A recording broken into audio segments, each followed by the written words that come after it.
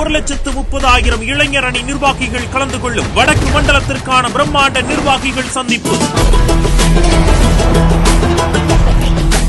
கழக இளைஞர் அணி செயலாளர் மாண்புமிகு துணை முதலமைச்சர் உதயநிதி ஸ்டாலின் அவர்கள் தலைமையேற்க கழக தலைவர் மாண்புமிகு முதலமைச்சர் அவர்கள் சிறப்புரையாற்றுகிறார்.